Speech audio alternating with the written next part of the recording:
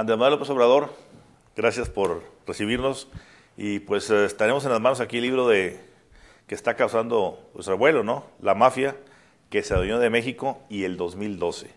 Un libro que pues está en primeros lugares de ventas, por donde quiera se le ve. Yo me toca verlo a mí en aeropuertos, en librerías, en todos lados y la gente con él en la mano.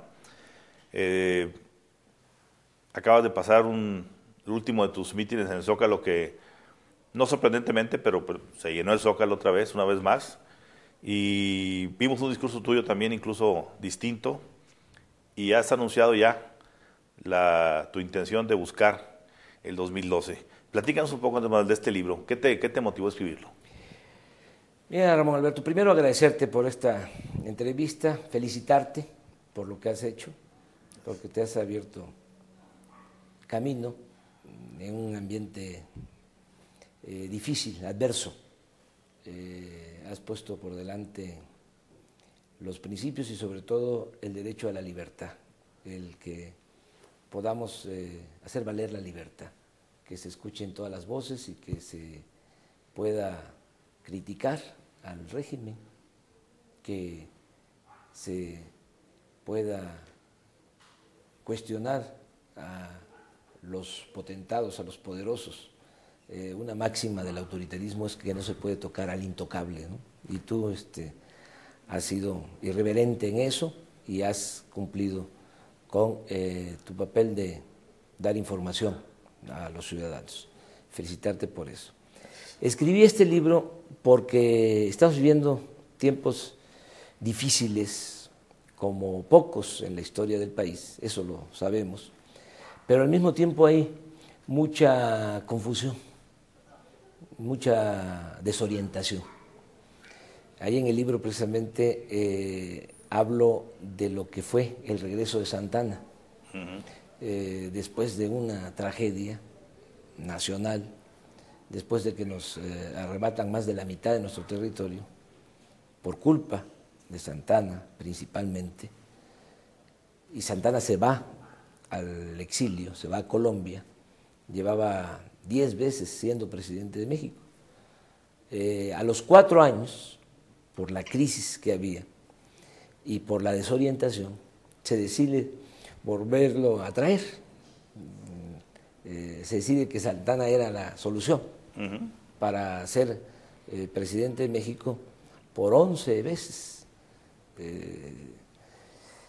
Y desde luego ese error garrafal, ¿no? Generó más daño al país. Regresa aplaudido, vitoreado en todo el camino de Veracruz a la Ciudad de México. Se le recibe como héroe, venía a salvar al país y profundiza una política dictatorial, vende otra parte del territorio nacional, la Mesilla, en 10 millones de pesos, derrocha todo ese dinero, aplica una política fiscal en la que cobraba impuestos por las ventanas que tenían las casas, hasta por los perros que tenía la gente, inicia una persecución de los liberales, es cuando Juárez, Ocampo, Guillermo Prieto se tienen que ir al extranjero, en fin, toda una catástrofe, ¿no? Y todo esto por la desorientación. Ahora hay algo parecido. Tú lo equiparas, tu último capítulo Sí, habla de eso. porque se está hablando mucho de que la solución sería el regreso del PRI a la presidencia, que para mí sería como el regreso de Santa Anna. No hay necesidad de eso.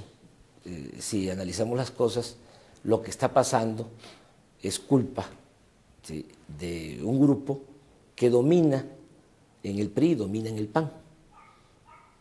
Y entonces por eso escribí este libro, analizando cuál es el origen del problema. Hay quienes sostienen que es por la mala suerte, que se debe a factores externos, a que no se han aplicado del todo las llamadas políticas neoliberales, le echan la culpa a los partidos, a los políticos, cuando yo sostengo que los políticos no son más que empleados de los Títeres de los titiriteros. potentados, así es. Y hago el análisis de cómo se estableció este modelo neoliberal, que en sentido estricto ni siquiera es eso, es una política de pillaje, de saqueo, en beneficio de una minoría, que ha llevado a esta grave crisis económica, social, a esta pérdida de valores. De eso también hablo en el libro y lo retomé el domingo, y al estallido de odio, de rencor, de inseguridad, de violencia, todo esto que está sucediendo en tu querido estado de Nuevo León, en los estados del norte, en casi todo el país. Claro. Esto que está sucediendo, que es muy grave, que la gente de clase media, de clase media alta, se tengan que ir. Es un éxodo, sí, huyendo de la inseguridad, ¿sí?, de la extorsión, del secuestro. En el Zócalo hablé de 50,000 familias que han abandonado el país, de clases medias. ¿Ese dato dónde lo obtienes? Lo obtengo porque he tenido reuniones con empresarios. Una vez me reuní con unos empresarios de Monterrey y me hablaron de 30,000 familias de Nuevo León y de algunos otros estados que se habían ido a vivir a San Antonio, nada más. Entonces hice la investigación. Ahora me equivoqué que estoy dando a conocer un punto de vista semanal y estoy haciendo un video cada semana para romper el bloqueo informativo. Y hablé de 25,000, no, son 50,000 familias. Gente que se está yendo, está poniendo negocios del otro lado de la frontera, está invirtiendo. Esto significa, independientemente de la inseguridad, de la violencia, que hay fuga de capitales, que la inversión se está trasladando a Estados Unidos cuando necesitamos nosotros la inversión. Claro. En México necesitamos generar los empleos. Al mismo tiempo, por la ley Arizona, por las medidas que están aplicando en Estados Unidos de deportación, de militarizar la frontera, están regresando o no pueden pasar los mexicanos que van en busca de trabajo. Entonces es una situación muy difícil y no se está haciendo absolutamente nada. Se está conteniendo la pobreza y se está alimentando el éxodo de la riqueza. Así es, o sea, una situación realmente muy grave, porque al final no ves que haya salida, no ves que haya una política para enfrentar, claro, en el fondo este problema. Los estadounidenses pues tienen su manera de ver las cosas, sus leyes. De una u otra manera es un país independiente, ellos aplican la política que consideran les conviene, claro, pero nosotros deberíamos estar aplicando una política para beneficio de los mexicanos, y esa política tendría que ser la que garantizara el que haya crecimiento, el que haya empleo en México para que la gente no tenga que irse, y el que haya seguridad para que tampoco la gente tenga que irse huyendo por la inseguridad y por la violencia que hay en el país. ¿Cómo defines esa mafia? ¿Quiénes la integran? ¿Cómo se integra? ¿Cuál es el génesis de esa mafia? Mira, yo siento que esto empieza a gestarse, esta crisis, a partir de 1983, en el gobierno de Miguel de la Madrid, cuando a nivel mundial se empieza a hablar de la política neoliberal, de los sofismas, de que había que hacer a un lado al Estado y que el mercado lo podía resolver todo, que si se generaba riqueza arriba, nos iba a ir bien a todos. La famosa teoría del goteo, que si llovía fuerte arriba, ¿sí?, iba a gotear abajo, como si la riqueza fuese contagiosa o permeable. Pues, y menos compartible. Así es. Entonces, con todo eso engañaron y decidieron, todo esto se empezó a gestar desde los años 70 en el mundo, con Reagan, con la Thatcher, se aplica en México a partir del 83, pero es con Salinas de Gortari, que se utiliza con el propósito de crear un grupo compacto para fines políticos. Salinas se propone entregar bienes de la nación, bienes del pueblo, llevar a cabo las privatizaciones porque quería trascender su sexenio en lo político. Él apuesta a un proyecto transeccional. No solo pone en remate, en venta, empresas públicas, los bancos, pensando en que iba a ser accionista de estas empresas y de los bancos, o que iba a recibir mordidas por la entrega a sus allegados de estos bienes, sino porque está pensando en crear un grupo compacto, una nueva oligarquía para dominar México. Y utiliza la política económica neoliberal de parapeto. Esto es importante, porque en otros países se aplica la política económica neoliberal y no les ha ido tan mal. O sea, no es nada más un problema del modelo. Es la forma de aplicarlo. Sí, es la manera como lo aplican. O sea, aquí se trató más que nada de una política de pillaje.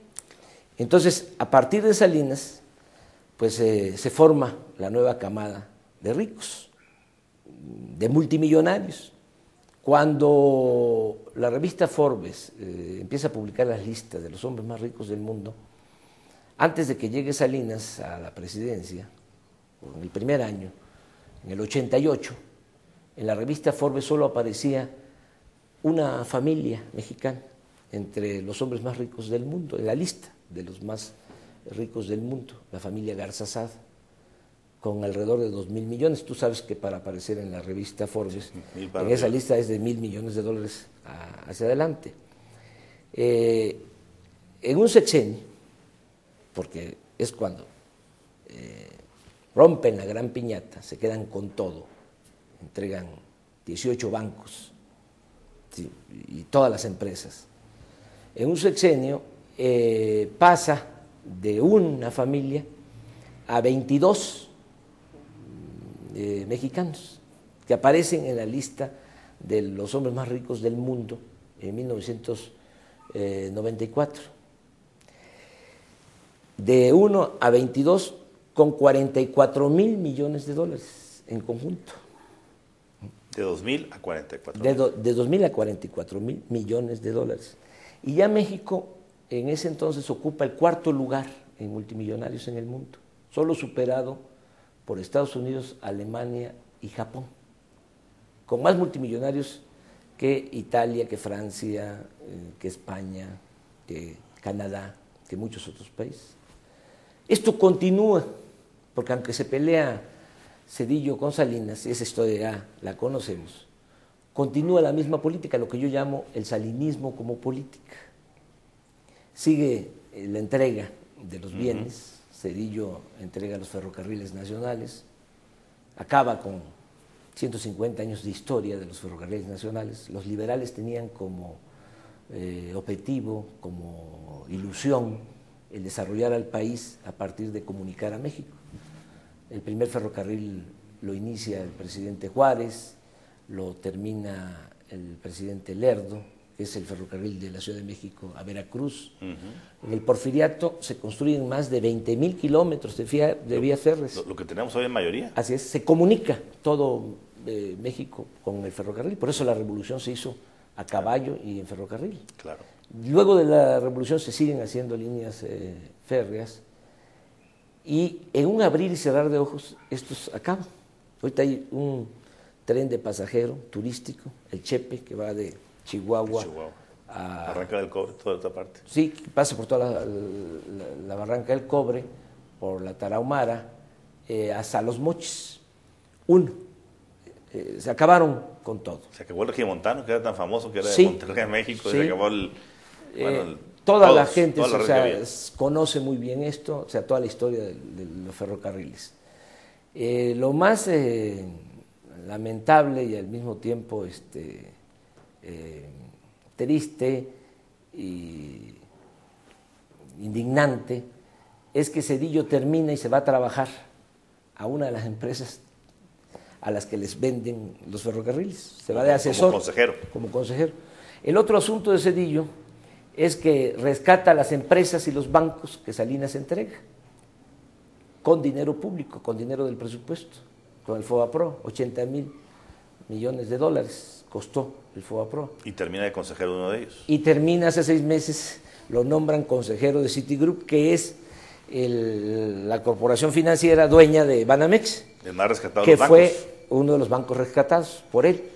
Entonces, es como la tónica, porque aquí también lo explico, esto continúa, ves el caso de Gil Díaz, fue secretario de Hacienda de Fox, él autoriza la construcción de la red de fibra óptica, de 26,000 kilómetros de fibra óptica. Se paga con presupuesto público, cuesta 30,000 millones de dólares, 30,000 millones de pesos el montar toda esa infraestructura. Ahora él es el presidente, el director de Telefónica, una empresa de telecomunicaciones española, que recibe la concesión de esa fibra óptica, al igual que Televisa. O sea, Televisa y Telefónica en un proceso amañado, ¿sí? A modo, le entrega Felipe Calderón la concesión por 20 años, 850 millones de pesos para la explotación de la fibra óptica. Para que el pueblo de México recupere los 30,000 millones que costó instalar la fibra óptica, tendrían que pasar 500 años, 5 siglos. Entonces, ahí está Gil Díaz. Ves el caso de Layuz, que fue director de Pemex, también trabajando en una petrolera extranjera. En fin, continúa esa política. En el caso de Fox, yo lo que señalo, bueno, Fox es el gran traidor de la democracia porque generó muchas expectativas, mucha gente creyó de que las cosas iban a cambiar y sobre todo de que se iba a avanzar en el terreno democrático. Y resulta que Fox pues, es el que frena la democracia en el país, la que echa abajo lo poco, lo incipiente que se había logrado, lo que se tenía. A 4 años de haber terminado el sexenio de Fox y ver todo lo que has visto ya me imagino que te llegan muchos papeles, documentos, etcétera. ¿Cuál es tu veredicto respecto a qué pasó en el sexenio de Fox? ¿Por qué se perdió esa esperanza? ¿Por qué se traicionó la democracia? Porque él es un agente sin convicciones. Mira, una de tantas incongruencias fue que con Fox regresa Salinas. Zedillo lo tuvo en el exilio y con Fox regresa.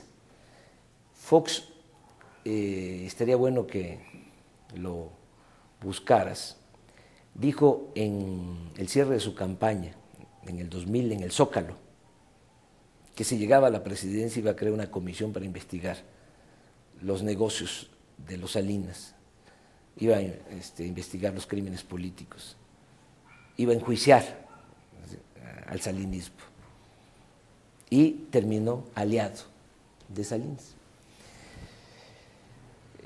Es de las incongruencias. Mira, yo respeto mucho a los panistas y a los priistas en general. Vamos a decir, a los priistas, panistas de base, a los ciudadanos que son del PRI o son del PAN, pero los de arriba son lo mismo. Sí. O sea, no hay diferencia. Esta mafia, no tiene colores. Estos 30 dominan los dos partidos. O sea, lo que yo compruebo aquí es que ellos son los que mandan. Tienen secuestradas las instituciones. A ver, ¿cuáles? El Senado, la Cámara de Diputados, el Poder Judicial, la Suprema Corte, bueno, desde luego Hacienda, la Procuraduría, el IFE, el TRIFE. Los medios de comunicación. Y los medios de comunicación, que eso es lo que más les ayuda. Ellos son los dueños de los medios de comunicación más influyentes del país, sobre todo las televisoras, Televisa en particular. Tú ves el Consejo de Administración de Televisa y te vas a encontrar a los 30, o sea, que son socios. O sea, no es nada más Azcárraga.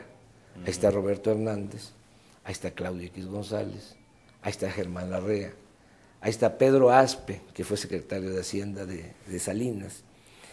Entonces, ellos administran la ignorancia en el país. Por eso te felicito, ¿sí? Porque esto, lo que está padeciendo en México es una dictadura, o una teledictadura, tiene el control total de los medios. Y este grupo... Pero las nuevas tecnologías están permitiendo hoy que sí, podamos despuntar. Es una ventaja lo del Internet y el que puedas tener la posibilidad de llegarle a la gente. Claro. Y la verdad, siempre se abre paso. Exactamente. ¿Sí? Siempre. La gente la busca. Sí, siempre. Y puede que engañen un tiempo. Como decía Lincoln, al pueblo se le puede engañar una vez, 2 veces, pero no se le puede engañar toda la vida. Claro. ¿Qué pasa después de Vicente Fox? Tú entras a la elección tan cuestionada del 2006, sí. La elección que ya fue bautizada como el haya sido como haya sido, ya se quedó. Sí. Y tú ves ahora, en estos primeros 4 años, ya pasados 4 años de gobierno de Felipe Calderón, ¿cuál es tu veredicto de este gobierno? Bueno, es un fracaso, es obvio, eso no solo lo digo yo. Bueno, porque no se llevaron a cabo los cambios. Mira, esto iba a terminar mal porque lo que mal empieza, mal acaba. Yo le dije a Calderón desde el Zócalo que había que contar los votos. Le mandé una carta diciendo vamos a transparentar la elección, que aceptara el recuento de votos, que no se podía gobernar sin autoridad moral, sin autoridad política, y él optó por el haya sido como haya sido. Pero aceptando sin conceder de que ya estaba ahí, que no tenía legitimidad, él pudo haberse legitimado con acciones, ¿sí? Llevando a la práctica cambios. Era difícil porque ahí lo imponen, y ahí es un asunto de fondo. Llega comprometido. Llega muy amarrado, llega atado de pies y manos. Los que lo impusieron, estos, lo tienen sometido completamente. Me dio a mí, me generó sorpresa. Estaba yo en Oaxaca en una gira y de repente veo por la televisión, estaba yo en un pueblo, estábamos comiendo en una fonda, de repente veo por la televisión que Calderón dice que los potentados de México no pagan impuestos. ¿Te acuerdas de eso? Sí, me acuerdo perfectamente. Que se armó una... Sí, me paré.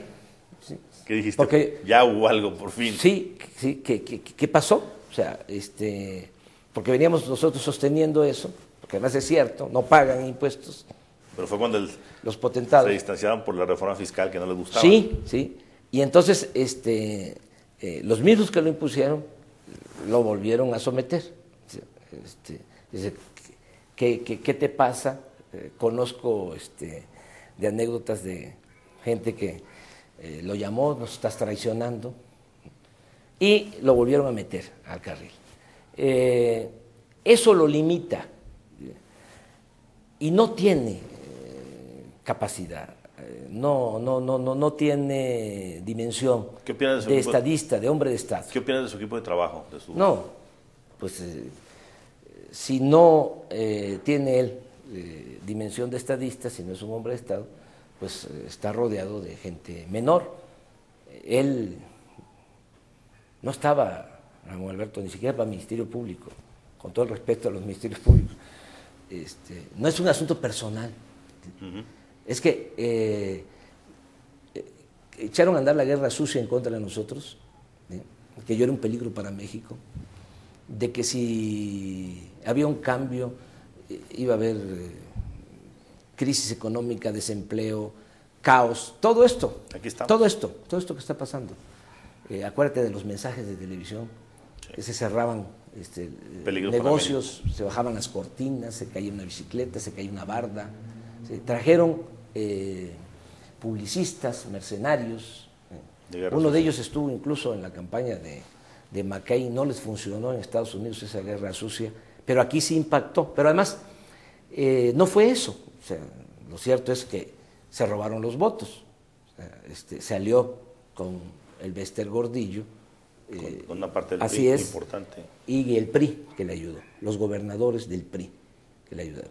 El gobernador de allá de tu estado, Natividad González Parás y otros, ¿no?, que le ayudaron. Del norte. Falsificaron las actas, por eso no quisieron el recuento.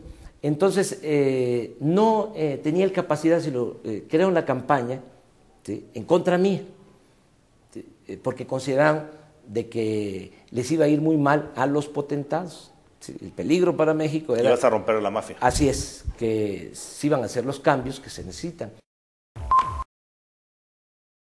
¿Qué ha llevado a este país en 4 años a este desgaste de seguridad, a un país que hoy está instalado, Andrés Manuel, en el temor, en el miedo, en la irracionalidad, en la falta ya de capacidad de asombro? Ya si nos dicen mañana, pues mataron a 500, pues ya mataron a 500 más y no hay problema. Y cada semana estamos traspasando el umbral de la cifra nueva, del récord histórico. Mira, esto se gestó con el tiempo y tiene que ver con la política que se ha venido imponiendo. Ya 27 años esta política de élite que dejó de lado a la mayoría de los mexicanos. Se les canceló el futuro a millones de mexicanos. Acuérdate que en este periodo nos convertimos en el país del mundo que más mano de obra exporta al extranjero. En este periodo de 27 años no ha habido crecimiento de la economía. El año pasado, en 152 países, de acuerdo a una evaluación del Banco Mundial, México ocupó el lugar 143 en crecimiento económico. Estuvimos entre las 9 peores economías del mundo. El año pasado, México ocupó el último lugar en crecimiento económico entre todos los países del continente americano. Estuvimos abajo de Haití. Entonces, si no hay crecimiento económico, pues no hay empleo. Si no hay empleo, no hay bienestar. Entonces, se les cerró las puertas a los jóvenes, el absurdo de rechazar a los jóvenes, el poner la educación al mercado. Mira, yo estoy de acuerdo, el que tiene para pagar la escuela de sus hijos, que lo haga, está en su derecho, que pague las colegiaturas, pero el Estado tiene la obligación de garantizar la educación pública y gratuita y de calidad. Entonces se abandonó esa política. Siendo Zedillo secretario de Educación Pública, Salinas presidente, se reformó el artículo 3 para limitar la gratuidad de la educación al nivel de educación básica y se puso al mercado la educación media superior y la educación superior.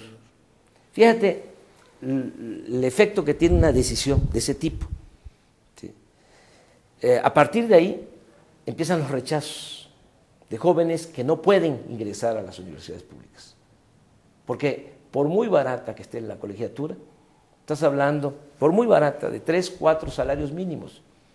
Más de la mitad de la población en México no tiene 2 salarios mínimos. Claro. O sea, entonces no tienen para pagar, ¿sí?, la escuela privada. Estamos hablando de 300,000 jóvenes rechazados por año.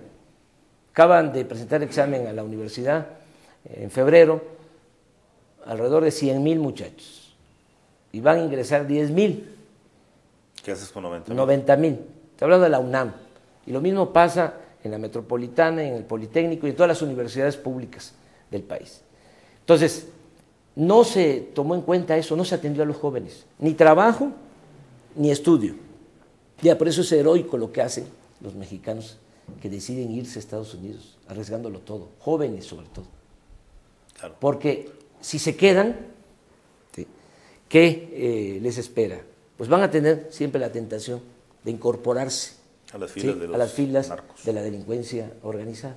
O sea, el tomar el camino de las conductas antisociales. O sea, ¿tú sientes que este abandono de la parte educativa media superior y superior influyó para que los muchachos se fueran tanto al consumo como a la distribución? Sí, y el desempleo, la falta de opciones. Y otra cosa que fue fundamental, la pérdida de valores.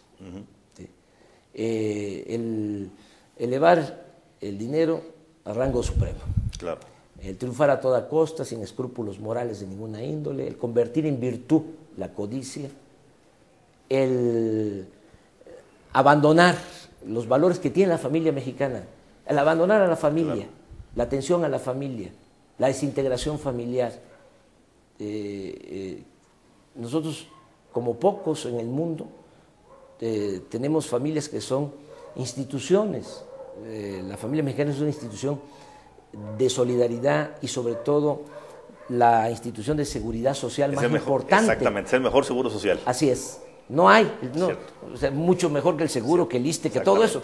Entonces se desatendió. Hay mucha desintegración familiar, ¿sí? Pérdida de valores. Entonces, al grado, Ramón Alberto, que para sacar adelante al país ya no basta nada más con el crecimiento económico, con el empleo. Hay que cambiar, ¿sí? El estilo de vida, hay que crear, ¿sí? Una corriente de pensamiento nueva en donde el hombre y la mujer valgan por su trabajo, por su generosidad, por sus buenas acciones, en donde se entienda que la felicidad pues es estar bien con uno mismo, con nuestras conciencias y estar bien con el prójimo. O sea, ya no va a ser suficiente solo lo material. Lo pragmático. Sí, hace falta. Necesitamos recuperar el idealismo. El idealismo. Y la moral. La espiritualidad. A ver, qué curioso que Andrés Manuel López Obrador hable de espiritualidad, porque en el contexto general, como que siempre se ha ubicado a Andrés Manuel López Obrador como un hombre excesivamente pragmático, con una ética, porque la tienes, una ética que te ha distinguido, pero llama la atención, y me llamó la atención porque alguien me comentaba de este mitin último del Zócalo, que hablaste de espiritualidad. ¿A qué te refieres con espiritualidad? Pues al amor, ¿sí? Dije en el Zócalo que el niño identifica a su madre por la sonrisa y que besos cosechará el que siembra besos y que la violencia se tiene que enfrentar con el bien y que la felicidad, como lo acabo de decir, tiene que ver con la conciencia de cada uno de nosotros y que tiene que ver también con el amor al prójimo, que no podemos estar pensando nada más en lo material. Yo no he sido distinto, lo que pasa es que no soy como me pintan.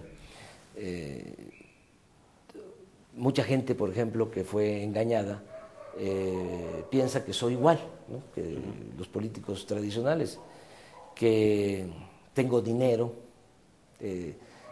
han corrido rumores de que vivo en residencias lujosísimas en México, en el extranjero. Pues todo eso es mentira, no es cierto. Yo tengo amigos que tienen bienes, además el que tiene bienes, el que tiene un patrimonio y lo ha hecho con su trabajo, de conformidad con la ley, pues merece tenerlo. Yo estoy en contra de la riqueza mala vida, que creo que es la que ha generado el problema en el país, la corrupción que ha imperado en México. Pero yo no tengo como objetivo en mi vida tener bienes materiales. En ese sentido soy idealista.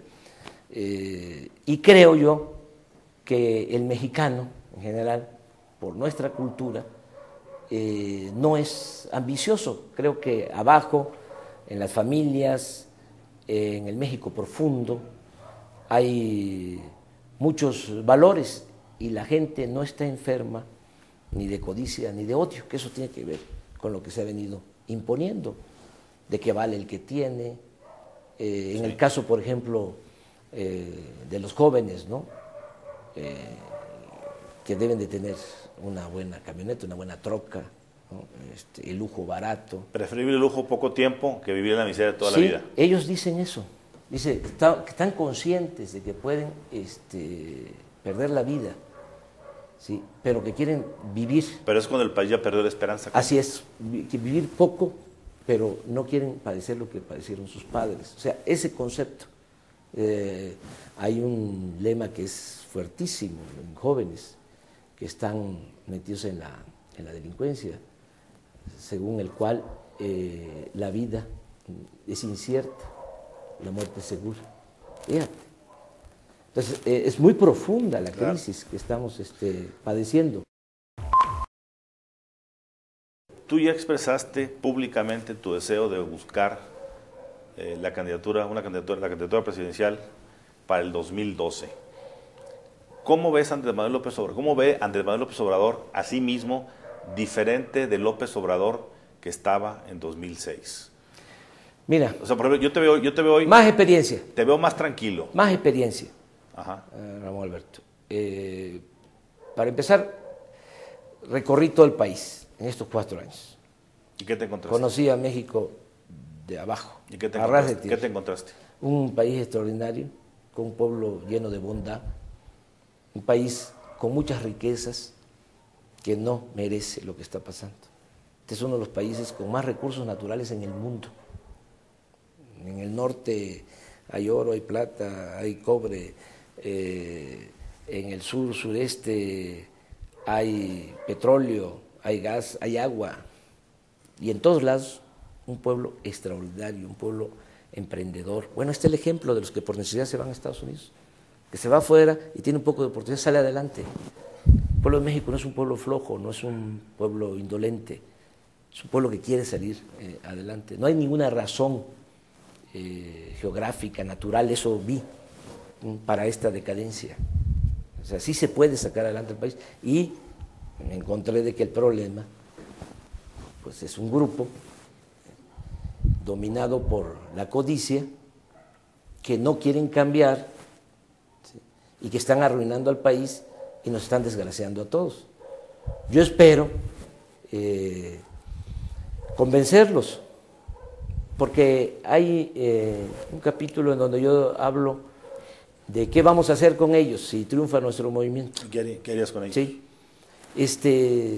que aceptaran las nuevas reglas, una nueva legalidad, que van a seguir haciendo negocios, que cada quien va a tener la libertad para dedicarse a lo que más le convenga, pero que nunca más el sufrimiento de la mayoría se va a afincar en el privilegio de unos cuantos, ¿no? Que el presupuesto va a ser público, ¿sí?, que las instituciones van a estar al servicio del pueblo, no al servicio de ellos, que la riqueza de México se va a distribuir con justicia, el trabajo de la gente, ¿sí?, y que va a haber democracia, que se va a respetar la voluntad del pueblo. Si se aceptan esas reglas, México sale adelante y nos va bien a todos. Mira, yo no odio, es justicia, no venganza, lo que se necesita en el país. Yo espero que... ¿Tú crees que esa imagen de López Obrador, eternamente combativo, atacante, en algunos momentos fuera de sí, es una proyección mediática, sí, de este mismo grupo? Totalmente. Mira, ve las imágenes de televisión. O sea, tú eres especialista en comunicación. Desde hace 4 años, en Televisa, cada vez que aparezco en una imagen, o sea, que tienen que decir algo de mí, o sea, es muy difícil que hablen bien y no pueden ignorar, entonces tienen que salir. Pero buscan las imágenes, ¿sí?, que más les conviene a ellos. Aparezco con la cara, ¿no?, endurecida, cuando estás dando un discurso en el Zócalo, en cualquier parte, y cuando improvisas y te calientas, pues te endureces, ¿no?, en la cara. Yo invitaría a alguien que dijera un discurso, ¿no?, que se apasionara, y si no, se le va a endurecer la cara, ¿no?, porque no es una plática, claro, ¿sí?, no es una conferencia, es un discurso. Claro. Entonces, esas imágenes dan miedo. Andrés Manuel, el incendiario. Así es, da miedo. ¿Sí? Sobre eso han estado trabajando durante mucho tiempo. Cuando lo de Iztapalapa, que participé en una asamblea para... El Juanito y todo eso. Así es, para que no salieran con las suyas, porque esta mafia quería quitarle la candidatura a Clara Brugada, que era la que el pueblo quería, que al final pues ganó. Entonces fui a plantear, no había otro recurso de que había que votar por el PT para que después declinara el candidato del PT, hizo ahí el compromiso, y que Clara al final gobernara. Entonces, fue una hazaña porque fueron 15 días antes. En la boleta iba a venir Clara Brugada, PRD, pero si votabas por Clara Brugada no era a favor de Clara Brugada. O sea, toda una trampa. Bueno, brincamos eso. Cuando planteo eso en la asamblea, digo, pues aquí nada más hay una salida, que se vote por el PT, ¿sí?, y que el candidato del PT se compromete aquí públicamente de que va a declinar al ganar, para que Clara sea la jefa delegacional. Entonces lo someto a votación unánime, todos votan. Bueno, no sacan eso en Televisa. Sacan cuando le estoy pidiendo, Tu capricho. cuando le estoy pidiendo al candidato del PT que se defina. Entonces lo agarro por el brazo y dice que lo ninguneo, ¿no? Y como era momento de definición, pues la cara está rígida, no relajada, eso, ¿no? Esa es la imagen. Entonces, sí, es la imagen que han estado manejando, esto que te decía yo, de que vivo, ¿sí? De que tengo mucho dinero, Claro. pues no es cierto. No me afecta mucho, Ramón Alberto, porque tengo mi conciencia tranquila y sé que en cualquier momento lo puedo aclarar, ¿sí? Pero sí hizo mucho daño. Sí hizo mucho daño. Yo quiero, pues ahora, tener más oportunidad para hablar con la gente, hablar con todos los sectores, ir aclarando las cosas. Por ejemplo, el que se diga que estamos en contra de los empresarios. ¿Cómo vamos a estar en contra de los empresarios si el país no podría salir adelante si no concertamos acciones entre el sector público, el sector social y el sector empresarial?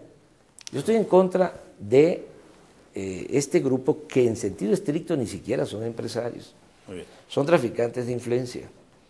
Es gran diferencia. Sí, y es distinto. A ver, Andrés, para llegar al 2012 se requiere, por supuesto, de un partido. Y ahorita estamos en el momento en que la izquierda está severamente cuestionada. Primero porque no hay una izquierda, hay una multiplicidad de izquierdas, que es válido, pero no hay una unificación en torno a un paraguas de partido. Y tenemos un PRD, ¿a qué PRD estamos hablando? Hay 3 o 4 PRDs ahí adentro que están... tú mismo, habiendo sido... pues después de Cuauhtémoc Cárdenas, que fue el fundador junto con Porfirio de todo este movimiento, tú lo tomaste y lo hiciste bandera y has sido el hombre que más lo fortaleció en las urnas. Vienes ahora y estás con el PT. Con el PT sin haber abandonado el PRD, por supuesto, no lo has abandonado, pero está bastante claro como que el asunto, como que la disputa, no sé si de este grupo o de alguien más o internamente, alguien ha logrado que la izquierda de México se divida. Sí. Y esa división evidentemente no te favorece. Sí, pero mira, Alberto, nosotros ya veíamos venir esto.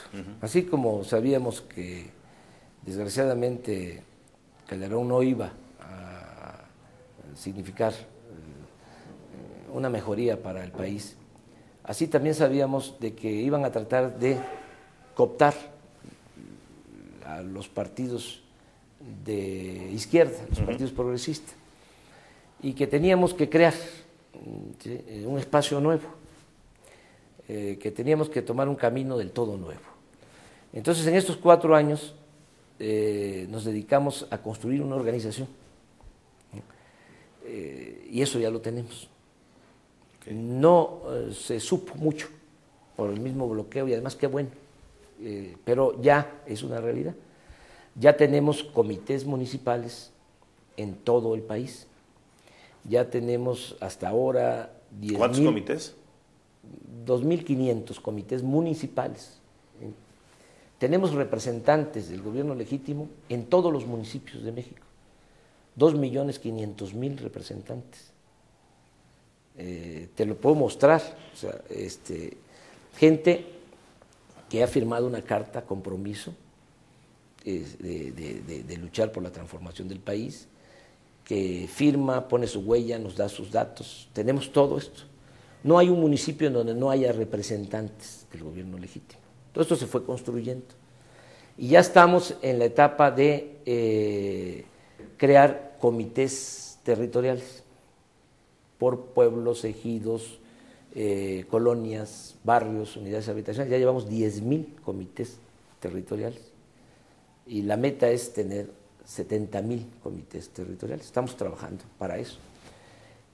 Nos dedicamos a crear esta organización porque, mira, partimos de que el cambio no se va a dar de arriba para abajo. En otros países el cambio se da cuando hay un pacto arriba entre la clase política, la sociedad política en su conjunto, con lo que se hizo en España y demás. Sí. Entonces considero que esto va a ser muy difícil, porque este grupo no quiere el cambio y lo tiene todo amarrado, todo controlado. Entonces nosotros hemos llegado a la conclusión de que el cambio se tiene que dar de abajo hacia arriba, que el pacto es abajo, es un pacto de ciudadanos. Y estamos trabajando para eso. Y en esta organización hay militantes del PRD, del PT, de Convergencia y muchos ciudadanos sin partido. Entonces, es un frente, una organización amplia. Entonces, como ya tenemos esto, por ejemplo, estamos distribuyendo cada mes 5 millones de ejemplares del periódico Regeneración, casa por casa. Ya va en el número 8, empezamos en enero, estamos hablando de 40 millones de ejemplares, para informar, orientar, concientizar. Estamos trabajando en eso. Lo que planteé el domingo en el Zócalo es que nuestra organización, este movimiento va al 12. ¿Con qué partido? Vamos a ver en su momento. Estaríamos hablando del partido que considere conveniente el ir juntos para darnos el registro. Lo ideal sería que participaran los 3 partidos del Frente Amplio Progresista, PRD, PT, Convergencia. Pero aquí lo fundamental es el movimiento. O sea, no hay un partido que tenga hoy día la organización ciudadana que tiene nuestro movimiento. Entonces, esto fue lo que se construyó. Entonces, independientemente de las diferencias que hay arriba, aquí lo importante es que el cambio se está dando de abajo hacia arriba. ¿Qué tiene este frente diferente a lo que está haciendo Manuel Camacho con el día? Son cosas distintas. Ese es un acuerdo arriba. Es cupular, es por abajo. En las cúpulas. Esto es distinto.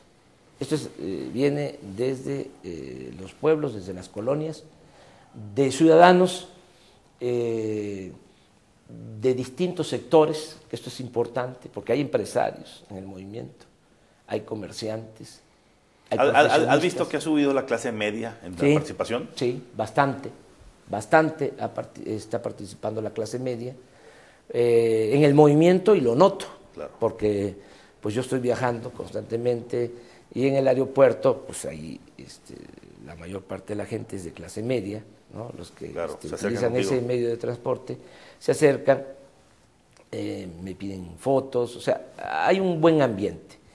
Y en nuestro movimiento pues participan ejidatarios, pequeños propietarios, maestros, jóvenes, que ese es el propósito que tenemos, que cada vez haya más jóvenes, porque es como la levadura, claro, de los movimientos. Buena definición. Es lo que ayuda, ¿no?, a que el movimiento vaya creciendo cada vez más y con frescura. Y efervescente. Así es, que los jóvenes encuentren un sentido, combatir la idea que han venido también introduciendo de que todos somos iguales. Me refiero a que todos los políticos son lo mismo, ¿sí?, que no hay opción, que no hay alternativa. Eso es muy peligroso. O sea, claro que sí hay salidas. Lo peor es caer en la frustración, pensar que no hay opciones, que no hay alternativas. Eso le conviene a estos. El que la gente no participe, el que diga todos son iguales, no hay opciones, no hay alternativas, va a seguir lo mismo. Claro. Pues sí, va a seguir lo mismo, nada más que en beneficio de unos cuantos y en contra de la mayoría. El 4 de julio pasado se dio un cambio ligero, pero se dio, que es importante, que es el hecho de que estados enclaves vírgenes, por así decirlo, del priismo, como Oaxaca, Sinaloa y Puebla, cambiaron de manos en unas alianzas que tú básicamente en esencia cuestionaste, exceptuando por lo menos lo que se vio, la de Oaxaca con Gavino, porque ahí se quedó el PT con Gavino haciendo alianza. Entonces se leyó, la lectura fue de que tanto tú como Alberto Naya habían dicho aquí sí vamos y en otras no. ¿Cuál es tu sentir después del 4 de julio? Sabemos lo que pensabas antes, fuiste un objetador de esas alianzas. ¿Qué piensas hoy de ese tipo de... Ramón Alberto, sigo pensando lo mismo. Creo que no nos convienen esas alianzas.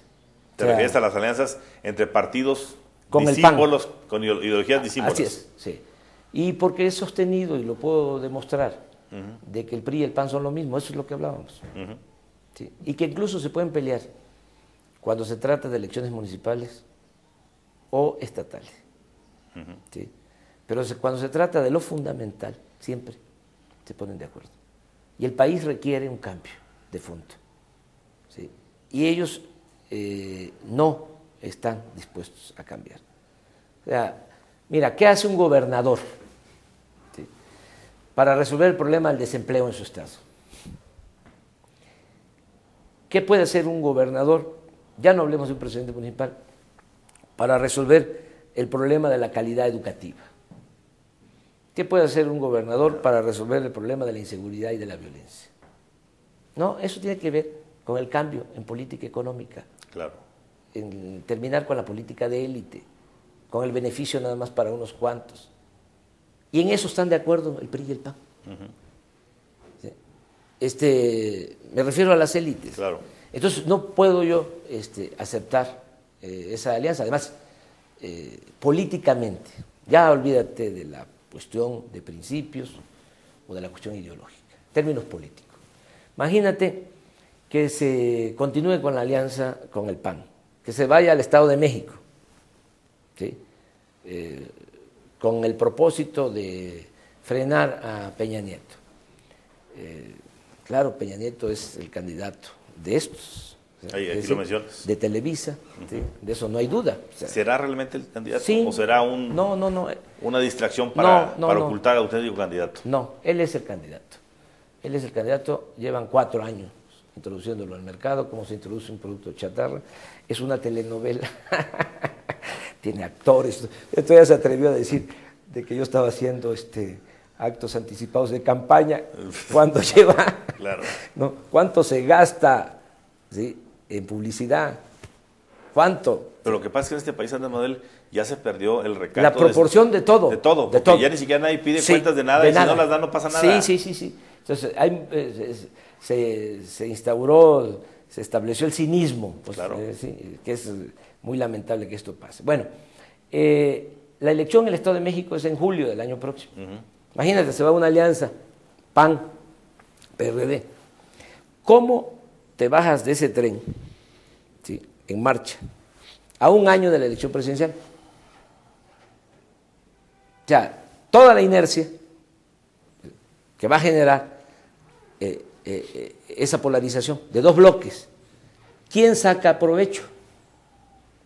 Pues el PAN. Y ese es el ideal de estos, claro, el bipartidismo. 2 agrupamientos, ¿sí?, que al final significan lo mismo.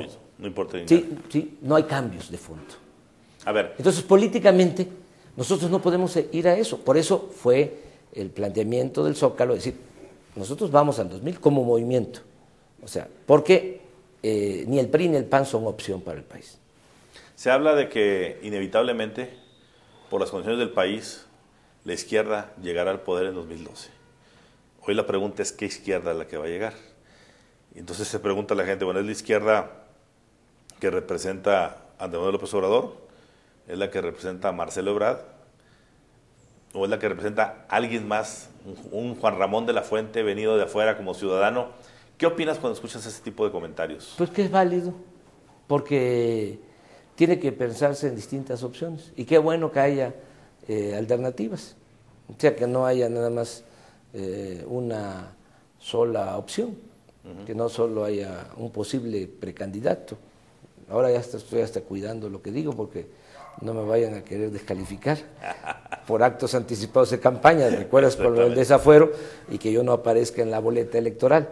Entonces tengo que cuidar, estoy hablando del movimiento, no hay todavía precandidato, los partidos no han decidido, no me pueden acusar de que yo me esté adelantando, formalmente, ¿no? ¿Cómo definen lo que estás haciendo ahorita? Es la construcción de un movimiento para transformar a México. Muy bien. ¿Qué es lo más importante, Ramón Alberto? Mira, yo apuesto a eso, como muchos mexicanos, porque esto no es por lo que ha hecho un dirigente, esto es por lo que han hecho muchas gentes. Afortunadamente tenemos un sector de la población muy consciente. Yo creo que eso es un tesoro, contrario de lo que se piensa. Estamos hablando de millones de mexicanos libres, conscientes, mujeres y hombres que están participando para la transformación del país. No haríamos nada sin eso. Como decía el presidente Juárez, con el pueblo todo, sin el pueblo nada. Puede haber un dirigente que sea perseverante, terco, ¿no? Que no claudique, que trabaje, que recorra todo el país, pero si no hay apoyo ciudadano, no se avanza. Y ahorita lo importante es que hay un sector, no estoy hablando de todo el pueblo, es una vanguardia, es un sector de mujeres, de hombres muy conscientes. Y en eso baso mi optimismo. Creo que con ese sector de la población organizado se puede hacer la labor de convencimiento a otros, porque no vamos a contar con los medios de comunicación, no tenemos dinero. Aquí la labor la tiene que hacer la gente. Y tengo confianza que vamos a lograr ese propósito. Entonces, qué bien que haya 2, 3 opciones, ¿sí? En su momento se va a decidir quien esté mejor posicionado. Estos no quieren que yo sea, eso está muy claro. Me recuerda el 2006, cuando decía Claudia X González, el mismo Salinas, que ellos querían una izquierda moderna, ¿no? Una socialdemocracia con quien pudieran arreglarse, entenderse. Un Felipe González a la mexicana. Y decían, y ponían ejemplos, pero no me incluían a mí. Ahora tampoco, creo yo, que quieran. A lo mejor cambian de parecer, porque hasta las piedras cambian de parecer. Acepten de que es importante la transformación del país y que hay que hacer cambios. O sea, yo no les voy a dorar la píldora, no los voy a engañar. En el 2006 no los engañé. Les dije, hace falta una reforma fiscal progresiva, tienen que pagar impuestos, ¿sí? Los que no pagan impuestos, como sucede en otras partes del mundo. Acabo de poner el ejemplo en el Zócalo de cómo los hombres más ricos de Estados Unidos, Bill Gates y Warren Buffett, están creando un club para que los multimillonarios donen la mitad de sus fortunas para la filantropía. Los millonarios y multimillonarios alemanes están destinando el 10%, están ofreciendo a la primer ministro de Alemania el 10% de sus fortunas para fortalecer el erario, ¿sí? Y que el gobierno alemán tenga recursos para enfrentar las necesidades de desarrollo social, el estado de bienestar y demás. Aquí yo no les pediría que donaran sus fortunas, nada más que paguen impuestos. O sea, y es claro, o sea, ¿y en qué proporción van a pagar impuestos? Como pagan sus pares en otras partes del mundo. Lo que no es posible, don Alberto, es que no paguen impuestos. Claro. O sea, eso no se permite en ninguna parte. Entonces, si pagan ellos impuestos, se tendría una hacienda pública fortalecida. Esto acompañado de medidas que se tendrían que tomar para bajar el gasto burocrático.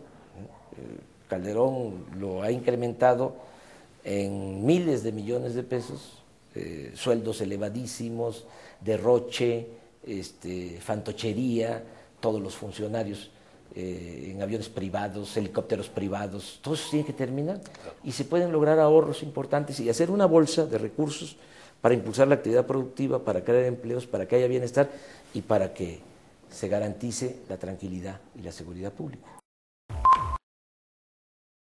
Finalmente, Andrés Manuel, ¿no tiene miedo Andrés Manuel López Obrador de que esta mafia que denuncia que se adueñó de México vaya a parar no únicamente por vías tradicionales a López Obrador, sino que lo puedan ellos u otros grupos?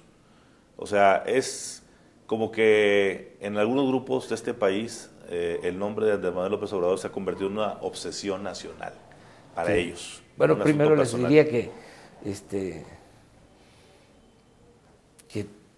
se tranquilicen, que se serenen, ¿no? O sea, que no me vean como un peligro, ¿no?